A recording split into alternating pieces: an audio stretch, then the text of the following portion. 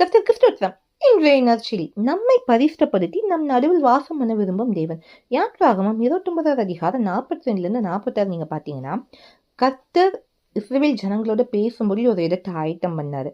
அது என்னது? ஆசரிப்பு கூடாரத்துடைய தேவ சந்நிதி. சரியா? அங்க என்னென்ன பலி செலுத்தணும்னு கர்த்தர் சொல்றாரு. அங்கே இஸ்ரவேல் புத்திரரை சந்திப்பேனும் கர்த்தர் சொல்றாரு. அது மாத்திரம் இல்ல, ஒரு வசனம் இருக்கு பாருங்க. ஆசரிப்பு கூடாரம், பலிபீடம், ஆரோனையும் உன் குமாரையும் நான் பரிசுத்தப்படுத்தி இஸ்ரவேல் புத்திரரின் நடுவே நான் வாசம் பண்ணி அவர்களுக்கு தேவனாக இருப்பேன்னு சொல்றாரு.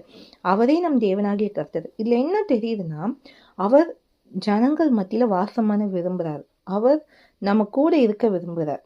அப்போ நம்ம என்ன பண்ணணும்? நம்ம இருதயத்தை அவருக்கு ஒப்பு கொடுக்கணும். நம்ம வீட்டுல அவருக்கு இடம் கொடுக்கணும். அவர் நம்ம கூட வாசம் பண்ண விரும்புற தேவன். அப்ப இன்னைக்கு முழுமையா உங்களையும் உங்க குடும்பத்தையும் ஒப்பு கொடுங்க. கர்த்தாவே எங்களை பரிசுத்தப்படுத்தி எங்க நடுவுல நீங்க வாசம் பண்ணுங்க, எங்க கூட இருங்க நீங்க சொல்லும் போது கர்த்தர் நம்ம நடுவே வாசம் பண்ணுவார். ஏன்னா அவர் நம் மத்தியில் வாசம் பண்ண விரும்புகிற தேவன்.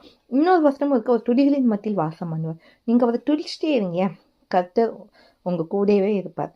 அதனால மகா பெரிய தேவன், வானத்தின் பூமி சிருஷ்டித்த தேவன் நம்ம கூட வாசம் வந்தது எவ்வளவு பெரிய பாக்கியம் இல்லையா?